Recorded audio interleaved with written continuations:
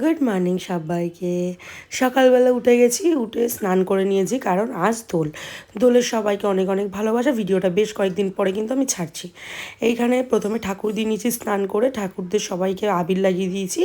এরপরে তো দোল খেলা শুরু হবে বলো। তারপরে হচ্ছে জামা কাপড় খেয়েছে ছেলের, সমস্ত চা খেতে বসেছিলাম সবে। দেখি দেওর যার ভাগ নিয়ে এসছে। আমি গিয়ে ওপরে দিদা দাদুকে আবির দিয়ে প্রণাম করে এসেছিলাম, দিদার ক্লিপটা নেওয়া হয়নি। তারপরে আমার দেওরা সবাইকে প্রণাম করলো।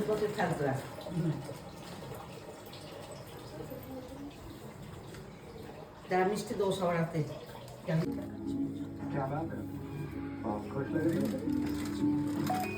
দাদু গল্প করে দাও। উলি বাবা বলে নন্দিনী, এটা পার দাদু তোর। আমার ননদের মেয়ে, আমার ভাগ্নি। এটা আমার দেওর যা। উলি বাবা বলে দাদুকে গালে দিচ্ছে। ওরে বাবা রে, তুই এদিকে আয়, এবার ওকে ধরবে, ওকে ধরবে। আমাকে ভরে ভরে মাখা, কিন্তু পুরো ভরে দে।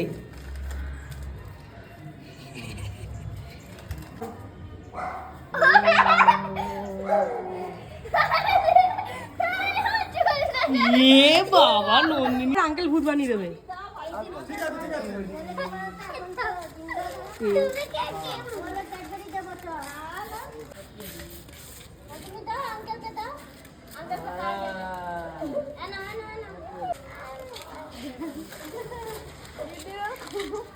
এ নন্দিনী টাকা দেখি তোর কি। এ মা,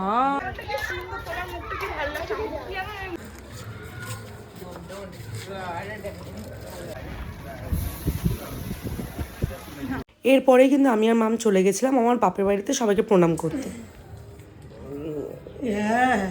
জীবন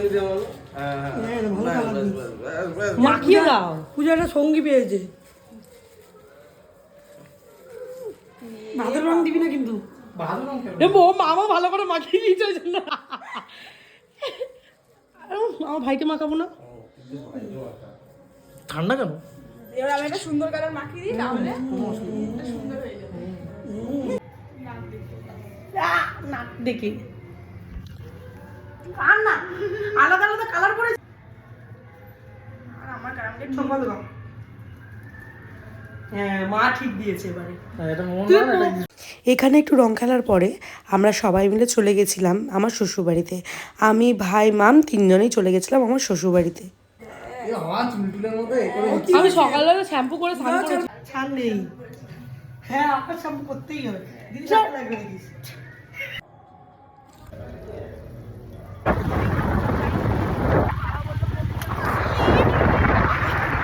এই দিন রাস্তায় বেরো না, কিছু হুঁশ থাকে না, কোন দিক দিয়ে কখন ফিচকিরি মারবে কোনো বোঝা মুশকিল। দেখছো বাইকে করে আসছিলাম, কানের মধ্যে মেরেছে ফিচকিরি। তারপরে ভাই একটু মিষ্টি কিনে নিল, তারপরে আমরা চলে আসলাম শ্বশুরবাড়িতে।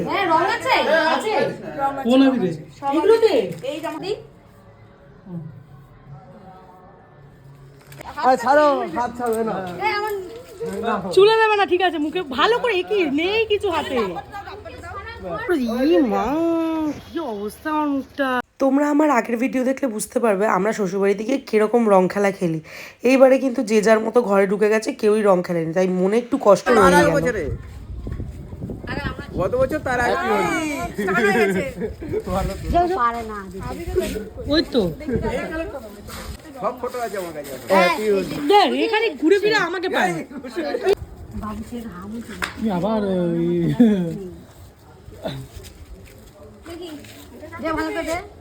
ঠিক আছে, আয়ুষ্মান হো, তাতে বিয়ে হয়ে যায় যাতে। আমার কি কালার ঠান্ডা লাগে, প্রতিবার ঠান্ডা লেগে থাকে। কি এটা ধরো, এগুলো ধরো না। আস্তে আস্তে কোনো দিতে হবে তো এখানে। হ্যাঁ, আজকে আর যদি একটু মাখবে নাকি? না আর না গো।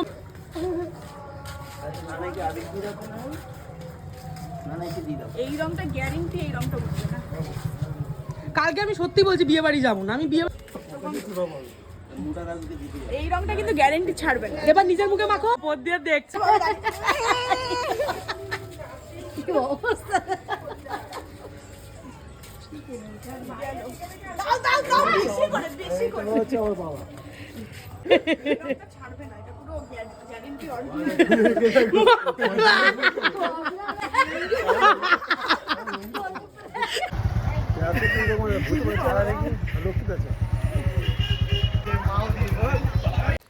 আমার শ্বশুরমশাই প্রত্যেকবার রং খেলে, কিন্তু তার আগে আমি খেলবো না করে বেশ কয়েকবার বলতে থাকে। তারপরে রেডি ফেডি হয়ে হাতে আবিরের প্যাকেটগুলো নিয়ে বেরোয় একদম যুদ্ধ জয় করতে। তো এইবারেও সেম রং খেলবো না কিছুতেই খেলবো না, আর পাড়ায় যেহেতু কেউ খেলেনি ওই জন্য তাও জোর করে লাস্ট পর্যন্ত রং মাখানো গেছে।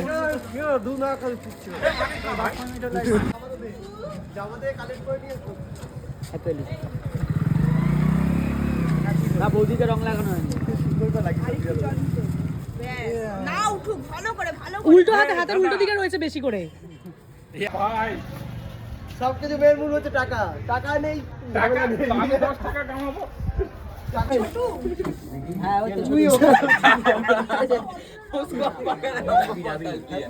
শুনছো না এত দিয়ে দাও।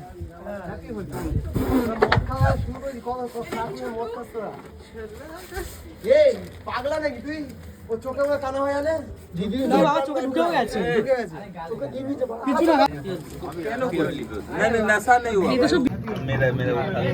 हैप्पी होली